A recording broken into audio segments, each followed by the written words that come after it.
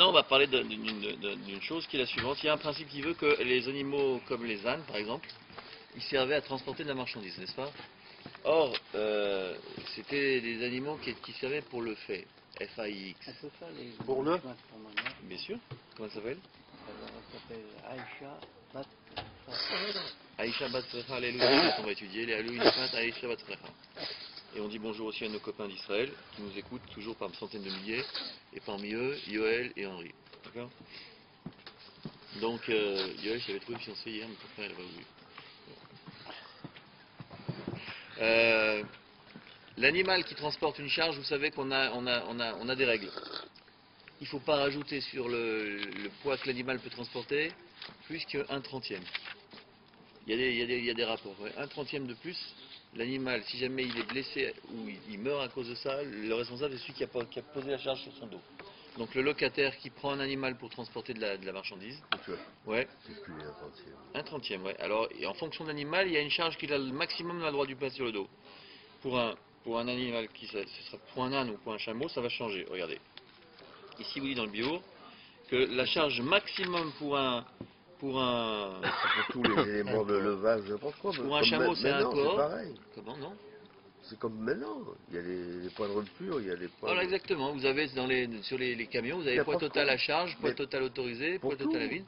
Alors on ne peut pas aller plus. Si jamais maintenant on fait plus, alors on s'engage à... Ouais, mais le mec il a un âne, bon, autant qu'il peut l'avance. Eh ben oui, alors voilà. Alors il te dit maintenant pour un chameau c'est un corps, ça veut dire c'est 30 CA. Donc on ne peut pas rajouter un CA de plus, ça fait un trentième. Et pour un âne c'est un léther. Un léther ça fait 90 kavim. Quelle différence entre le chameau et l'âne? Le chameau on peut lui mettre plus. Hein? On peut lui mettre plus sur le chameau. Non, le chameau, tu mets le double, triple que le...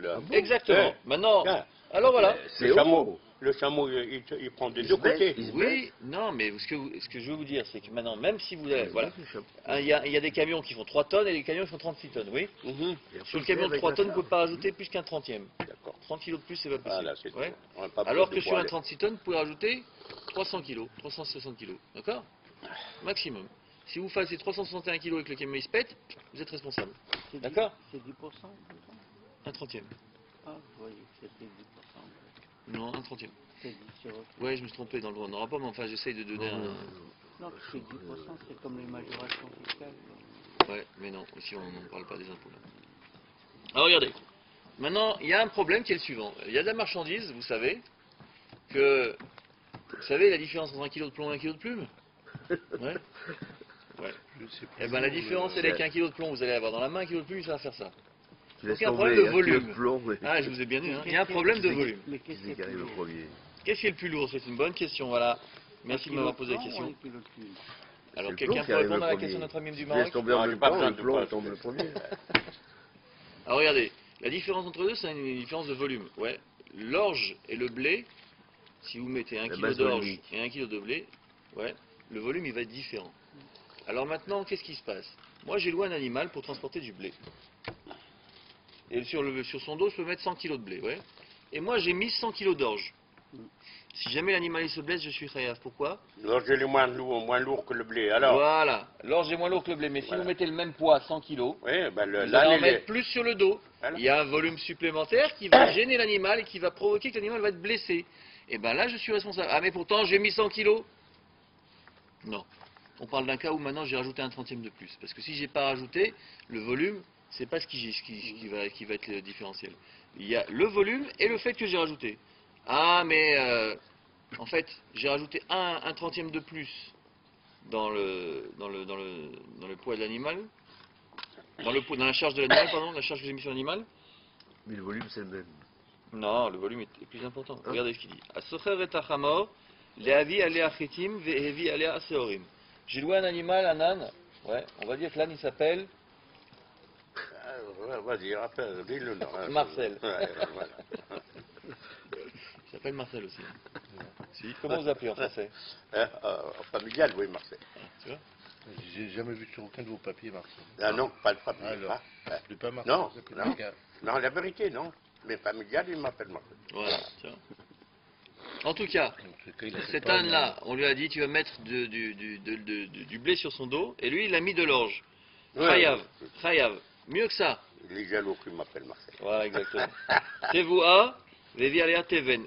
J'avais prévu de me poser sur son dos de la récolte, des grains, et je mets de la paille. Et la paille, franchement, par rapport au truc, ça pèse rien. Ouais. Donc, Chayav, pourquoi me pénécher un nefar caché la massaï? Parce que le volume, c'est difficile à transporter par l'animal. Parce que maintenant, indépendamment du fait que ça va être le même poids que ce qu'il aurait porté avec la marchandise qui était prévue au départ, puisque le volume va augmenter, ça va le gêner. Et donc si ça le gêne, il risque d'être déstabilisé, de tomber, se blesser ou même de mourir. Et donc elle est responsable. Alors juste, regardez, on parle qu'ici, regardez ce qu'il dit ici dans le biour. Emshech HaMishnah, Yidvaer ki hamosif chelek echad mishloshim al shiur amasa haragil shel behema mitrev benezakea. Vous savez que ce que je vous ai dit, que indépendamment du volume, si déjà au niveau du poids, je mets plus sur l'animal, 1/30 de plus que ce qu'on a fixé par le Bedin, à savoir un cours pour le chameau et un laiter pour l'âne, ouais. Ici il dit kan achen medoubar chez osif keshiurazé. On parle ici aussi qu'effectivement il devait mettre, on va dire, on va prendre des rapports qui sont différents, mais pour que ça vous donne une ordre d'idée, voilà, on a le droit de mettre 100 kg sur l'animal, il en a mis 110. Ouais, 110. Et donc, il a dépassé par rapport au poids qui était permis. Et là, chez Yavchar Leaniar, chez Becholzot, il n'est pas tour. On aurait pu penser quoi? Même s'il a dépassé, il va être pas tour. Pourquoi? Chez Ked Mishkal Sorim Pachot Mechitim. Vous savez que le poids de l'orge il est plus léger que le blé. Les plumes, c'est plus léger que le plomb, n'est-ce pas? Le Mishkal Teven Pachot Mitvoa. Et la paille par rapport au grain, forcément, c'est forcément plus léger. Ve Amnam, cependant, Osif Banefar, Ach Lo Emis Alea Yoter Mina Mishkal chez Sikem Imbalabait. Il a augmenté le volume, mais il n'a pas chargé plus que le poids qu'il avait prévu avec le propriétaire. Kavanat Mishnah Efol Ishlol Zot Ulachia Ki Yesh Likvoa Shanezek Era Mehmat Atosefet. Le dommage, il va être provoqué par l'augmentation du volume et pas du poids. Ce qui gêne l'animal, c'est le volume et pas le poids. Qui tosefet panefar kasha la behema qui tosefet la mishkal. C'est aussi important pour lui qu'il y ait plus même si maintenant, regardez, encore une fois, hein, vous mettez un ballot de paille sur le dos de l'animal qui va être comme ça, oui, c'est plus gênant pour lui qu'un sac de grains qui pèse autant, voire même plus. Et pourtant, eh ben, on va dire qu'il est responsable. Alors, il a rajouté du poids ou il n'a pas rajouté du poids? Alors il y a deux situations. Soit maintenant, c'est la suite de la Mishnah, il a rajouté du poids, soit il a rajouté du volume. C'est pareil. Surtout l'équilibre. Mais c'est là, quel équilibre? La vérité, hein? Quand vous prenez maintenant, je vais vous dire, 1 kg de plomb. Vous prenez dans la main 1 kg de plomb, oui. 1 kg de plume, il va falloir prendre un sac comme ça. Ouais. Eh ben, vous mettez sur le dos de l'animal 1 kg ou 1 kg. Ça change quoi? Non, c'est pas la même chose. Eh ben, ici, il vient vous dire que vous avez raison, c'est vrai, vous avez raison. Il est gêné par tu sais, l'âne ou quoi que ce soit. Hein. Oui, je suis d'accord avec vous, il est gêné, mais... Si c'est bien attaché, si c'est bien attaché... Tu t'attaches bien, alors regardez, sur un âne. Allez, non, mais si a priori, on aurait dit comme Dédé, a posteriori, on dit comme vous. Voilà. A priori, s'il est bien attaché, il n'y a aucune raison de dire qu'il est responsable. Parce qu'il n'a pas plus de poids. Et a posteriori, la Mishnah vient nous apprendre qu'effectivement, non. C'est M. Selam qui a raison. Cet âne-là, Marcel, là... Il sera déséquilibré. Ici, il est déséquilibré. C'est un âne Marcel est déséquilibré. Mais je crois pas, parce que si c'est bien... Non. Si c'est bien équilibré... Tu n'as pas vécu avec les animaux. J'ai pas vécu avec des ânes. J'ai pas de chance. Moi, j'en connais. Je peux te dire que c'est pas drôle. Regardez, tournez la page. La Mishnah maintenant, elle dit précisément le principe. Si jamais maintenant on déborde par rapport au poids qui était prévu au départ, Lehavi, l'éther, chitim, Vehevi, l'éther, seorim, patour. Par contre, si jamais maintenant il a pas changé sur le poids, mais il a changé sur la marchandise, et 1 kg de plomb et 1 kg de plume, encore une fois, c'est pas le même volume, 1 kg d'orge et 1 kg de blé, c'est pas le même volume, et bien pourtant là dans ces conditions, il n'a pas augmenté sur le poids. Donc forcément dans la Recha, on parle d'un cas où il a augmenté sur le poids et sur le volume. Ouais. Je comprends pas. Tamadaba, c'est un effort caché que l'omar Emcher Hamisna, donc après, Idba, c'est un moussif Oui, mais regarde, Kan, Achen, Medoubar, chez Osif, Kashiurazé. Il a aussi augmenté. Alors il dit Bem Sheikh Mishnah. Non, la suite de la Mishnah t'explique quels sont les volumes, quels sont les poids qu'on a le droit de mettre sur le dos d'animal. Alors il te dit, et si jamais tu augmentes, rien que déjà, le blé, au lieu de mettre 100, tu mets 110 kilos, ça a été foutu. Maintenant tu dis le blé et l'orge, alors tu dis tu veux augmenter. Et il y en a un qui, tu dis maintenant voilà, tu mets 10 kilos de blé ou 11 kilos d'orge, il te dit c'est bizarre. 11 kilos d'orge, ça fait comme 10 kilos de blé. Non, c'est pas possible. C'est pas possible. 1 kilo de plomb, 1 kilo de plume, c'est le même principe. Donc il te dit ici qu'il a augmenté sur le truc et ça a augmenté au niveau du volume. Non, mais là, pour être plus clair, là, sur la Mishnah, la première partie de la Mishnah, il parle de poids ou il parle de volume? Les deux. Il parle que le volume a augmenté parce que c'est pas la même marchandise. Il y en a une qui est plus lourde en volume. Pour le même poids, il y a plus de volume, pardon. Et il rajoute en plus pour dire qu'il est khayab. Et dans la deuxième partie, il te dit non, tant que maintenant il n'a pas augmenté le poids, bien que le volume va augmenter, parce que tu dis 1 kg de plomb et 1 kg de plume, c'est pas le même volume. 1 kg d'orge ou 1 kg de blé, c'est pas le même volume. Et ben malgré tout, il est pas tour, parce qu'il a mis le poids qui était... Et comme il nous a dit Dédé, il a bien arrimé la marchandise sur le dos de l'animal, il l'a bien attaché, donc il n'y a aucune raison maintenant que l'animal il soit concerné par le problème. Maintenant, veim aussi falmasao, si jamais il augmente sur la charge, et c'est plus une question de volume, c'est une question de poids, chayav, d'accord? Mais kama yosif al-masao veye chayav, et combien donc, jusqu'à quel maximum il peut augmenter, et à partir du moment où il dépasse ce surplus, il est chayav de payer les dommages, les nézikim qui vont être provoqués par cette surcharge. Sumchus Omer, Mishum Rabbi Meir, Sumchus Ididon Rabbi Meir, Sea le Gamal, et Shlosha Kavin Lachamor. Pour un chameau, vous rajoutez un CA, puisqu'on dit qu'il y a 30 CA qu'on peut poser sur le dos d'animal. Un 30e, c'est un CA. Donc vous rajoutez une charge de plus, ça et c'est mort. Et pour l'âne, pour Marcel, 3 kavim, puisqu'on a dit que sur l'âne animal, on a le droit de poser 30 kavim, donc un 30e, c'est 3 kavim. 90 kavim, pardon. Un 30e, pardon, oui. Un 30e, c'est le rapport, c'est 3 kavim. 3 sur 90, ça fait un 30e. Détrompe-moi si je dis une bêtise. Laisse tomber le poids, laisse tomber, vas-y. Voilà, en tous les cas. Regardez. Juste, on a encore quelques... De toute façon, il y avait une solution beaucoup plus simple. C'était de demander à Marcel si c'était trop pour lui ou pas. C'est vrai, mais tu as déjà demandé à un âne si jamais... Pas à Marcel, je lui ai dit pas à l'âne. Ah, pardon.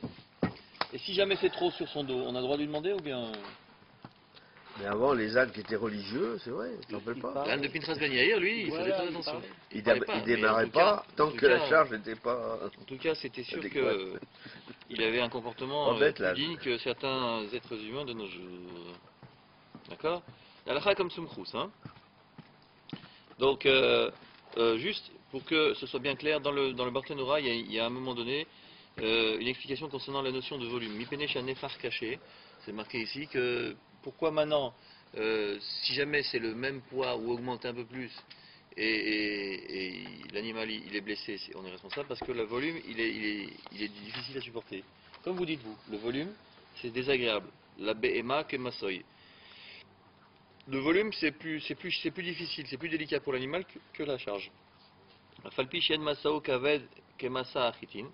Bien que maintenant, vous savez, encore, il y a une chose qui est importante à savoir, c'est que le poids, il est réparti sur le volume, uniformément. Donc, c'est plus facile à porter a priori 1 kg de plume qu'un kilo de plomb, vous êtes d'accord? Mais là, quand il marche, des fois, ça... Alors voilà, il te dit maintenant, Qu'est-ce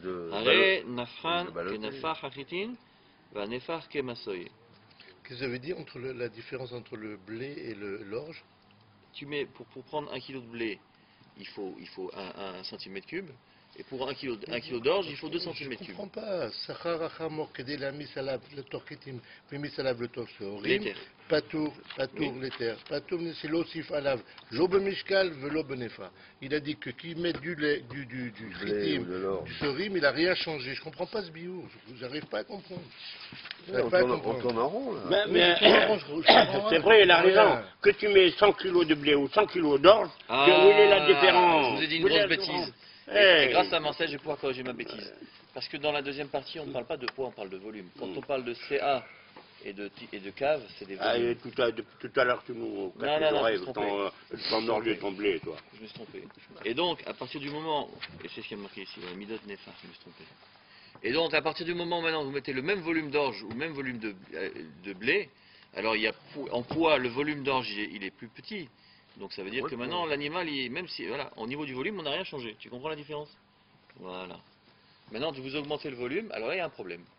Entre le blé et l'orge, il n'y a pas de volume, il n'y a pas question de volume. Quel volume il y a? Mais tu prends la dentité du blé, même pas 10%. Allez chez le marchand. Il n'y a même pas 10% entre le blé et l'orge, même pas 5%. Ah, je sais pas, vous êtes sûr je connais la... Alors sur 1 kilo, c'est pas énorme. Hein? Sur 1 kilo, c'est pas énorme. Voilà. Mais sur 500 kilos. Quoi? Sur 500 kilos. Eh ben, qu'est-ce qu'il y a? Il y a combien? 5%, ça fait 25 kilos. C'est pas mal. 25 kilos sur 500 kilos. Eh ben, c'est pas mal 25 kilos, dites-moi. Sur 100 kilos, il y a 5 Marcel, kilos. t'es prêt à porter 25 kilos de plus? Je suis pas un âne, moi. Non, tu vois, ça sert à quoi de poser la question, Marcel? Bon. En tous les cas, regardez, que ce soit bien clair, le début de la Mishnah, elle parle d'une augmentation de volume et de poids. Et alors que dans la deuxième partie, on parle d'augmentation de volume, d'accord? Et effectivement, augmenter les volumes, bien que... pas d'augmentation de volume. Augmenter les quantités... Changer la matière, la nature de la charge, et donc c'est le même volume, le poids il va baisser. Alors là, forcément, on va dire que on est dans une situation où on a provoqué que l'animal soit blessé, d'accord? Je répète encore une fois, si jamais maintenant j'ai loué un animal pour transporter une charge d'un volume de blé et je transporte une charge du même volume d'orge, puisqu'il y a moins de poids d'orge que de blé dans le volume, il n'y a pas de problème. Si j'augmente le volume, là il y a un problème. Ah mais pourtant c'est le même poids. T'as compris maintenant? Alors dans ces conditions, voilà. C'est-à-dire que maintenant, encore une fois, si on prend les rapports, j'ai 1 kg de blé, ça fait 1 mètre cube. On va prendre des volumes, n'importe quoi. Ouais. Et 1 kg d'orge, ça fait un demi-mètre cube. Ouais. Si jamais maintenant je rajoute, voilà, je prends un mètre cube d'orge, qui va faire maintenant 2 kg, ouais, je mets sur le dos de l'animal. Alors à partir du moment où ce poids-là, s'il ne déborde pas de plus que au niveau du volume. C'est le même volume que le blé.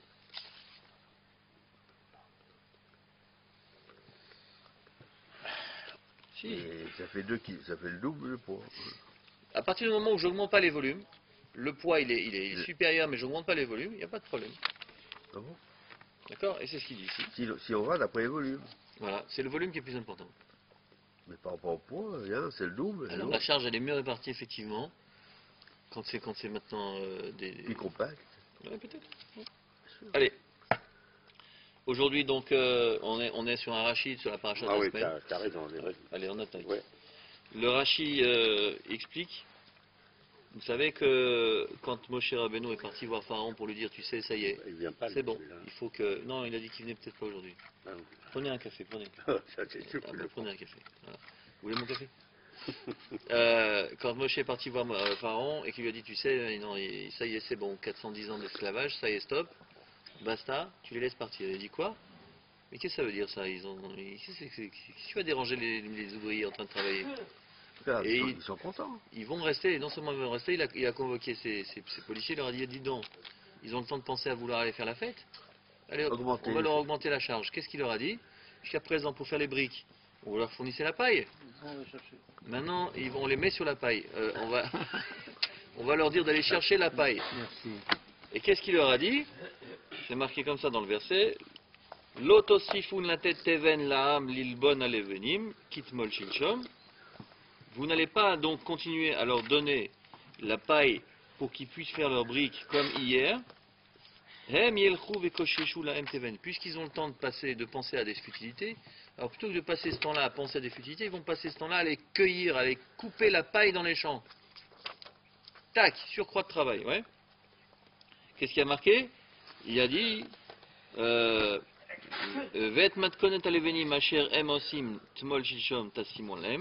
et la même charge de travail qu'ils avaient, le même nombre de briques qui étaient prévues chaque jour, comme hier, il faudrait qu'ils mettent aujourd'hui. Ouais.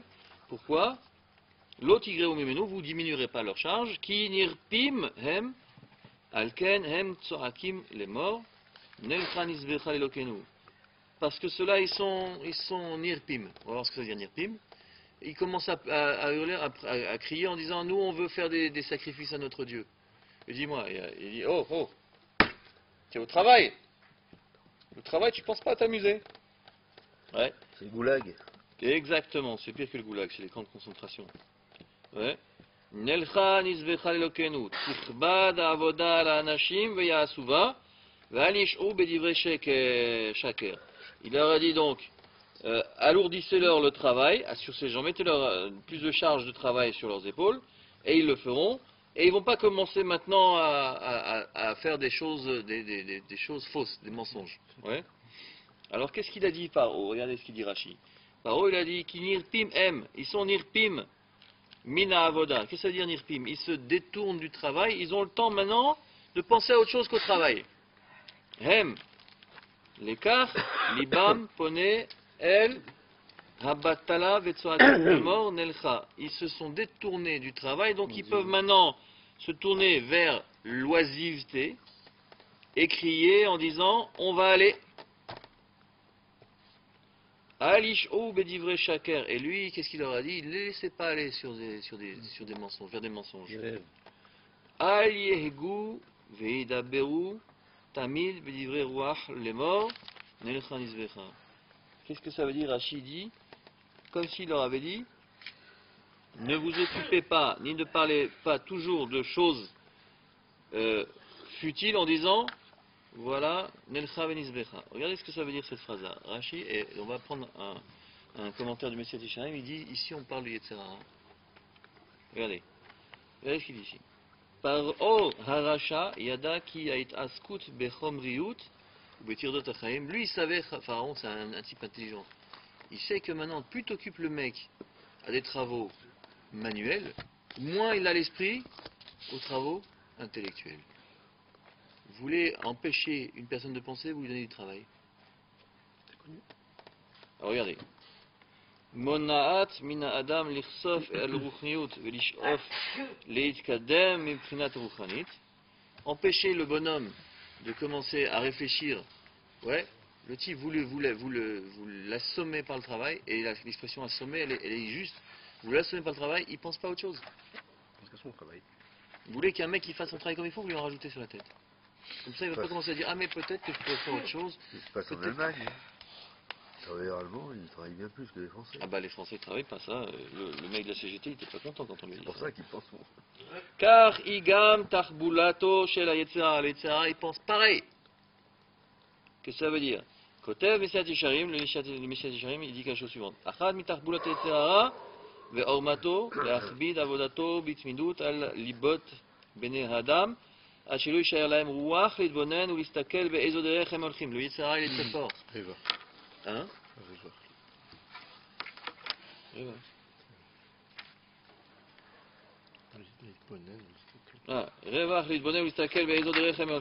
Le Yitzhara est très fort. Il vous dit, mais attends, mais fais encore un petit peu, allez, encore un petit peu, allez.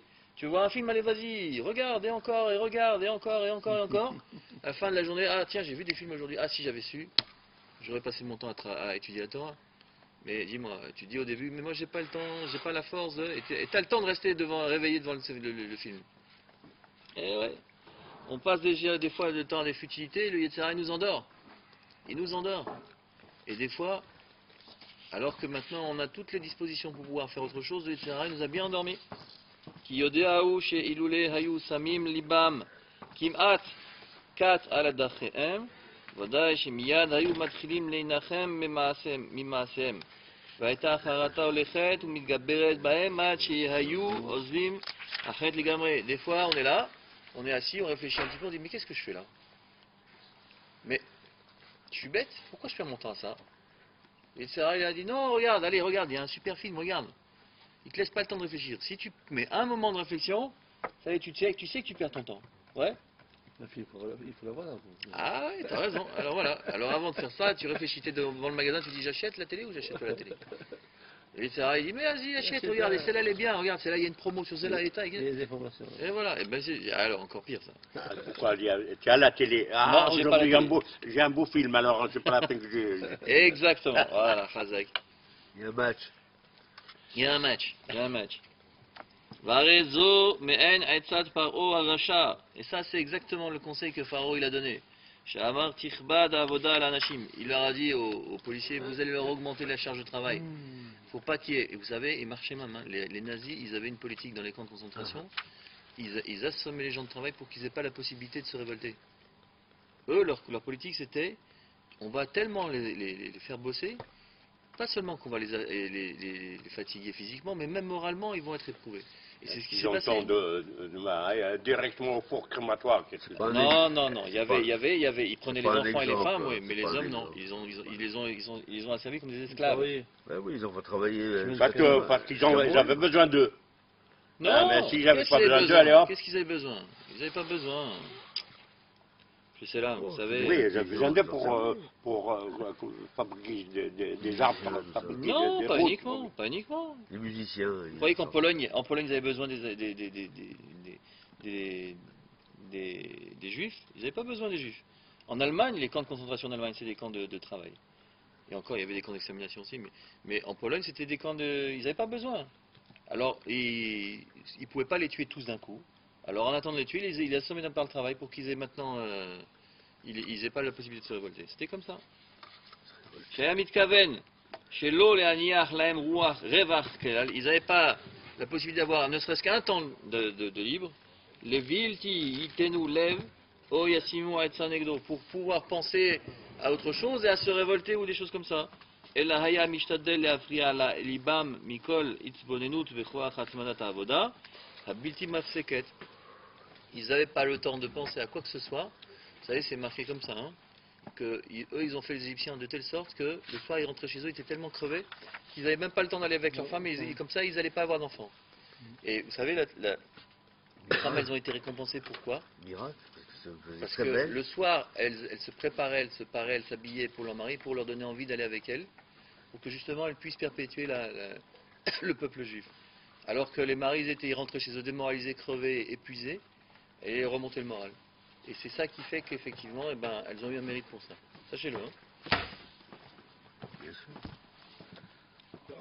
Dans la réchaud de Paro, c'est pas qu'il aura doublé le travail. Il aura demandé de faire quelque chose qu'il n'avait pas l'habitude de faire, ce qui fait qu'il a doublement préoccupé l'esprit. Quelque chose que je sais faire, tu me donnes le double. Ok, bon, j'ai pas le temps de choses. Mais il a dit, vous allez vous-même aller chercher la paille pour la fabriquer. C'est quelque chose qu'ils n'avaient pas l'habitude. Donc double fatigue.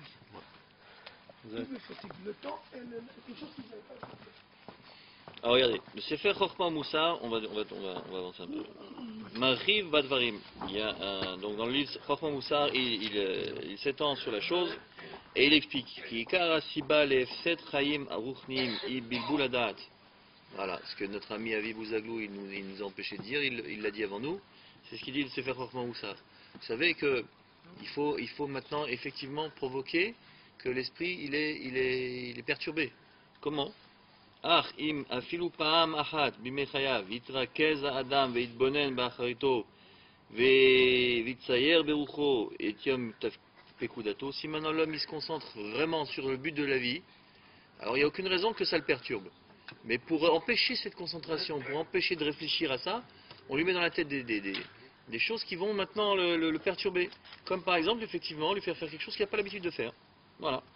Ils ont l'habitude de faire des briques, on leur amène la paille, ils viennent, ils prennent la paille, ils prennent la boue, ils mélangent ensemble, ils font des briques, tac, et c'est fini. Maintenant on leur dit voilà, à partir de maintenant vous allez faire un travail en plus. Ah mais on n'a pas l'habitude. Ah ouais, vous avez le temps de penser à autre chose, maintenant vous allez avoir pensé. Ah mais, et voilà, effectivement, c'est exactement ce qu'il a dit. Mimela tifhat me'od be'enav chashivut einyane olam hazeh. והדברים יתקו שורש בליבו והנהגתו תשתנה לבלי הכר שהרי כל אדם אוהב את עצמו לאחר שיתבונן יגיע למסקנה כי לטובתו כדאי לו לנהוג כך. Vous savez que parce que la nature de l'homme elle veut qu'effectivement on a une estime de soi qui est relativement importante et donc tout ce qu'on fait c'est dans le but d'arriver dans cette estime, ouais. Et donc chaque fois qu'on va se retrouver dans une situation où maintenant on va transformer les choses, on va se dire ah mais c'est pour le bien, c'est vrai, il a raison. Après on va réfléchir, on va dire ah oui bah c'est bien, finalement ça vaut le coup de changer un petit peu et de travailler, de faire des choses différentes de ce qu'on faisait jusqu'à maintenant. Ouais. Et effectivement, ça va nous amener dans une spirale où finalement on va plus penser à autre chose. Malheureusement c'est comme ça. Par Oaracha, Navon, c'était un mec intelligent, enfin on ne croyait pas que Hitler c'était un salopard, mais c'était un mec intelligent. Ouais. Yada qui Israël Turudim ou Meul Valim, il savait que quand les Juifs ils étaient occupés et perturbés, Turshach, Nafsham, les Darder, les Cholavon, alors effectivement dans ces conditions après, l'esprit il va plus vers les bêtises. Ou Pesha, Veitrarku, mais Hachem il va. Et ils vont s'éloigner d'Hachem. Et il sait que s'ils se rapprochent d'Hachem, Hachem il va les écouter et il va les sauver. Lui ce qu'il veut c'est les garder le plus longtemps possible. Ouais. Vous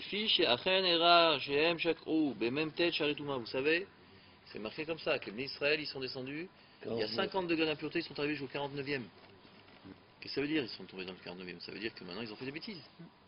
Et qu'est-ce qui a provoqué qu'ils ont fait toutes ces bêtises? Et c'est pour ça qu'il a fallu 49 jours entre la sortie d'Égypte et le moment où ils reçoivent la Torah, pour remonter ces 49 degrés d'impureté et monter à 49 degrés de pureté. Ouais. Et donc, le 50e, c'est Matan Torah. Donc il faut maintenant réparer cette bêtise qu'ils ont fait. Et comment ils sont arrivés à ces bêtises-là? C'est le fait que maintenant ils avaient l'esprit occupé par le travail.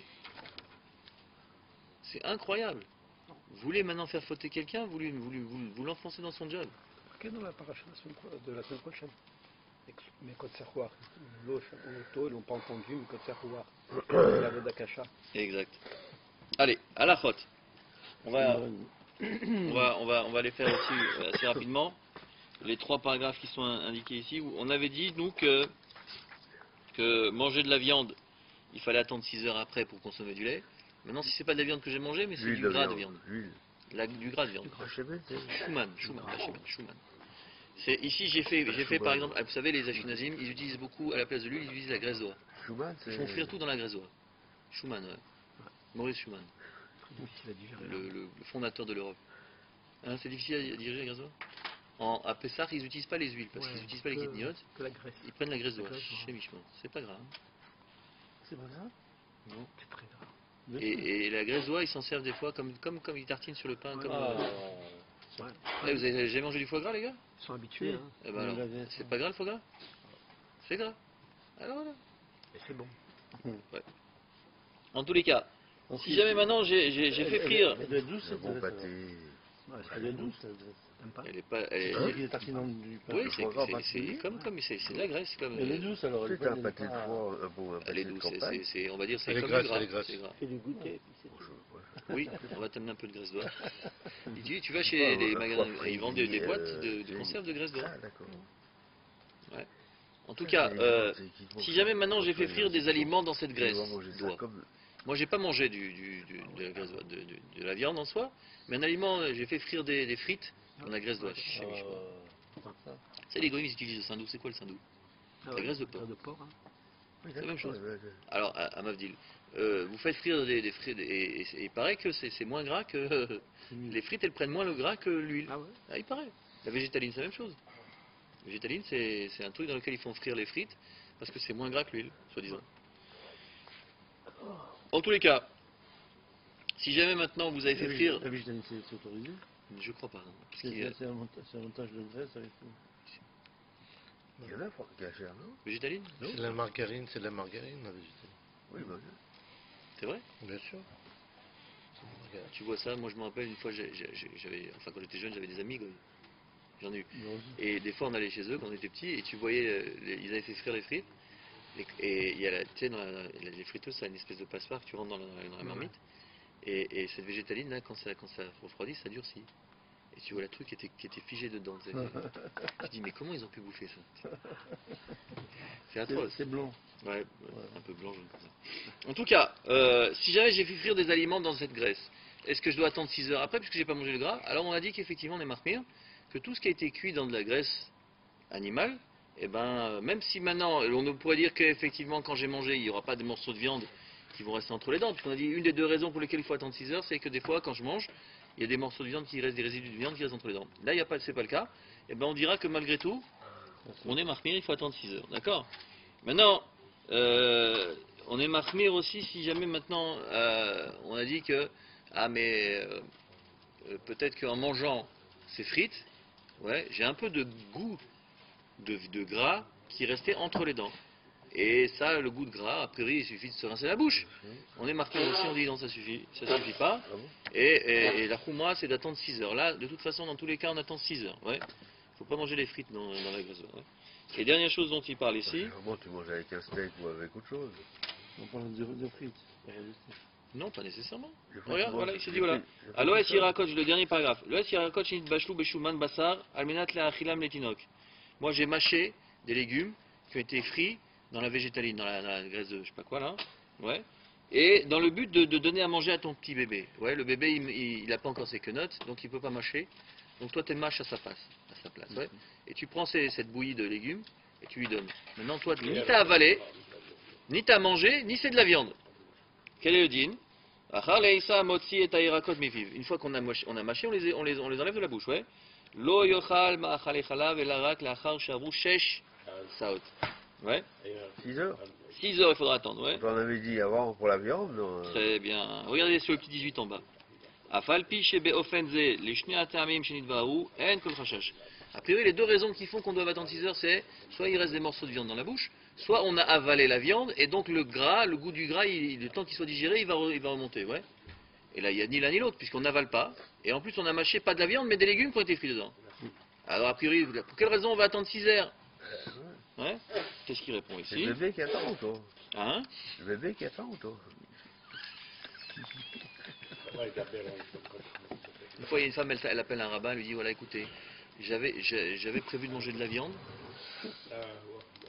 Et finalement, j'ai pas mangé de la viande. Combien de temps je dois attendre si je veux boire du lait? Tu dois quoi? Combien de temps je dois attendre si je veux manger du lait? J'avais prévu de manger, mais j'ai pas mangé. Et il dit, rappelez-moi dans 6 heures. Allez, continuons. Regardez ce qu'il dit ici. En la houch les shari el basar, anechaz ben hashemim, shari lo eknis le piv ne basar klal, vegam en la houch le tam a basar shinishar le orech zman. Dans l'explication, dans les Mekorot Ve'arot en bas, le petit 18. A priori, il n'y a aucune raison de dire qu'il faut attendre 6 heures parce que j'ai pas de morceau de viande entre les dents et j'ai pas non plus de viande avalée, de goût de viande qui va rester maintenant le temps de digestion dans le ventre. Ouais. Donc dans ces conditions, pourquoi on va attendre? Kivan shelo bala et ayirakot im shuman basar. Et là otsi omepiv lachar alisa mikol makom. Dans tous les cas, yesh leachmir basé mishum lo flug.